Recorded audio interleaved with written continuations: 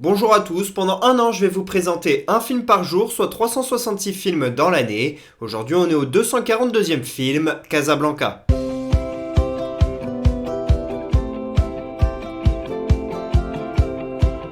Casablanca est un film sorti en 1942, réalisé par Michael Curtiz. Ça raconte une histoire qui se déroule pendant la Seconde Guerre mondiale, au Maroc, dans la ville de Casablanca. Et cette ville, elle est aux mains du régime de Vichy, qui est allié des nazis. Et donc les gens qui s'y trouvent vont devoir partir s'ils veulent être tranquilles et libres, et ne pas se retrouver emmerdés, parce qu'il y a beaucoup de gens qui habitent ici et qui sont expatriés, notamment de Paris et de villes européennes. Elles ont quitté ces villes parce qu'elles étaient aux mains des nazis, mais maintenant que Casablanca l'est aussi, il faut la quitter. Le problème, c'est que nous avons un Américain qui est joué par Humphrey Bogart, qui ne peut pas retourner dans son pays, les États-Unis. Il est un petit peu bloqué, et au milieu de tout ça, on le suit dans une histoire d'amour passionnelle mais compliquée, avec Ingrid Bergman, une actrice exceptionnelle dans les années 40 et 50. Casablanca est considéré comme l'un des plus grands films de l'histoire, c'est l'un des films les plus cultes, les plus légendaires, et je vous conseille de le regarder rien que pour ça. Il a une renommée absolument dingue, et dans le casting, à côté du duo Bergman-Bogart, on retrouve notamment Paul Einreid,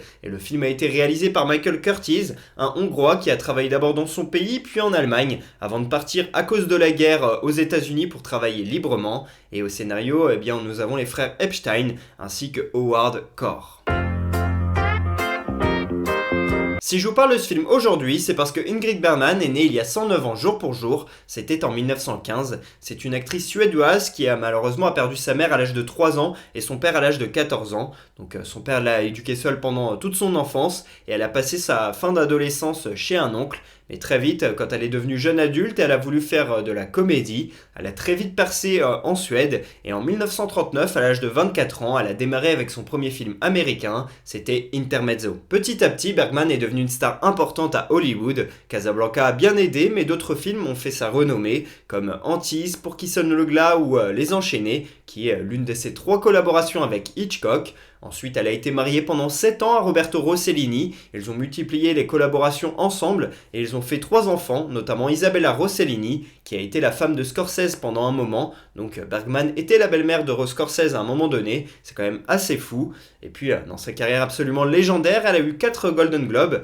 2 Oscars et un Oscar dans un meilleur second rôle. Malheureusement, elle est décédée à 67 ans des suites d'un cancer du sein.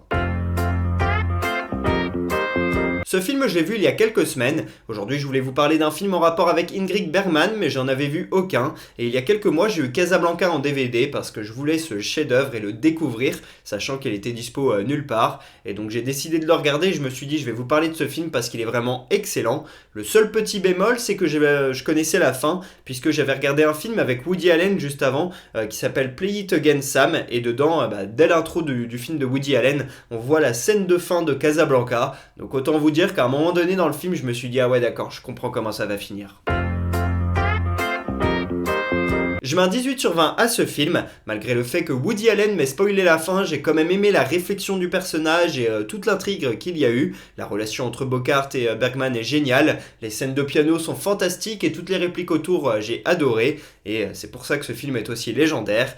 Et puis j'ai compris aussi à quel point ce film était puissant, puisqu'il a été tourné en 1942, en pleine Seconde Guerre mondiale, et la façon dont il parle des nazis et de la guerre, c'est absolument fou de faire ça à cette époque, et ça j'ai beaucoup aimé.